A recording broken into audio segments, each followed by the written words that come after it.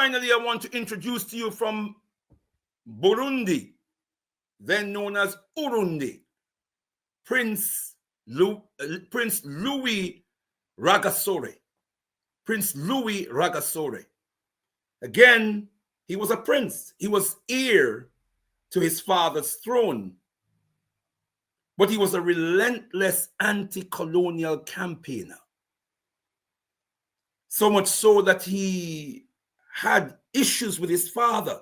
There was tension between him and his father because his father had a tendency to, compromise.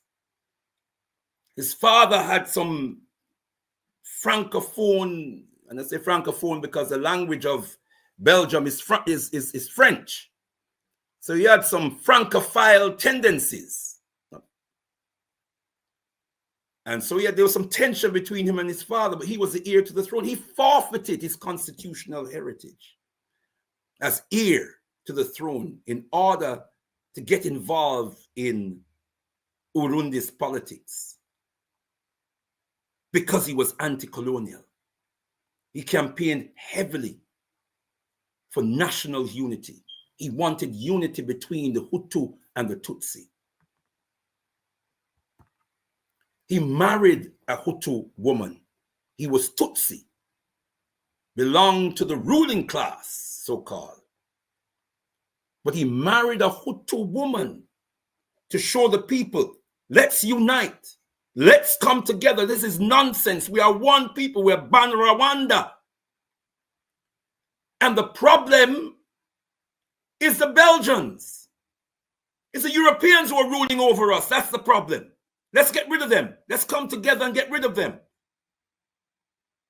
He was a strong advocate of political union of African states. He strongly advocated. That's a Pan-Africanist principle. He met several times with Baba Patrice Lumumba. He was jegnad, and jegnad is a noun which I've turned into a verb there, beloved, an African word. Jegna is an exemplary character, one suited for leadership, a standard bearer. So he was jegnad by Mwalimu Julius Nyerere. He corresponded with the Osage for Kwame Nkrumah. He attended Congo's independence celebration in June 1960, even as Papa Patrice Lumumba rose to make that awesome speech, that magnificent speech. He was in the audience that kept interrupting Papa Lumumba's speeches with applause, and who rose to their feet spontaneously at the end of the speech to give him a resounding applause. In fact, some Congolese told me that the whole nation was applauding. There was a ripple effect throughout the whole of the Congo. Millions of people applauding as they heard on the radio the powerful words that Papa Patrice Lumumba spoke from their very souls to the world. I heard there was a ripple effect throughout the Congo. He was there. This brother, Prince Louis Rwagasore, was there. Prince, the heir to the Urundi throne. In 1957, he founded a series of cooperatives. The Traders Cooperative of Burundi, with the goal of empowering native Urundians to control their own commerce.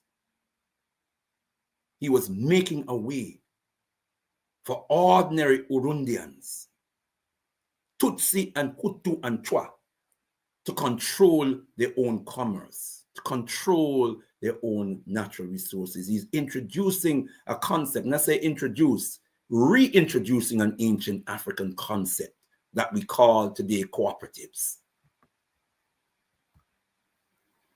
He founded or joined an anti-colonial union, an anti-colonial organization called the Union for National Progress, Uprona.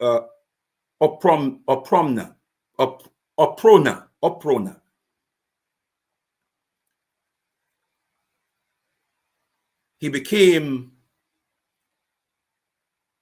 prime minister eventually in September 1961.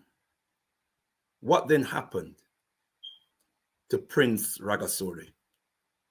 He too was assassinated, beloved brothers and sisters, on the 13th of October 1961. He didn't even last a month. I think he lasted 2 going 3 weeks. He was shot through the throat while dining outside a restaurant. He was so down with his people that he was dining with others outside of a restaurant, not even inside the restaurant, on the sidewalk. They were all eating. He's eating with ordinary folk, kinfolk. And he was shot through the throat. Beloved brothers and sisters.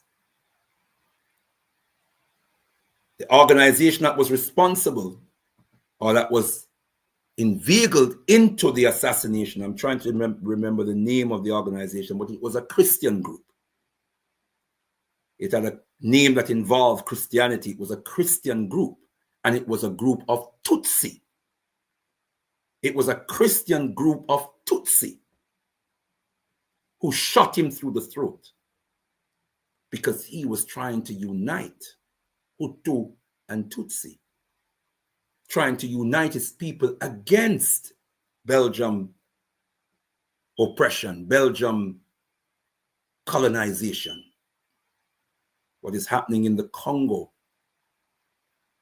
is not, and even what happened in Rwanda, the so-called genocide or the so-called civil war, it was not a civil war, it was a proxy war. It was a proxy war in which Europeans used Africans. It was a proxy war that was building and brewing and manipulated and orchestrated by Europeans, beloved brother, to protect European interests. Yes, I've just said that, beloved brother. What happened in 1994 in Rwanda was orchestrated to protect European interests in Rwanda.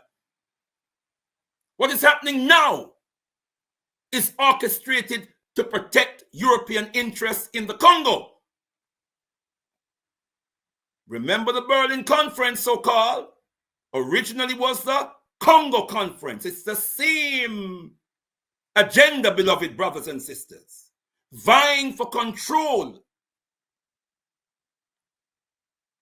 of the Congo, the richest and most strategically placed part of the African continent.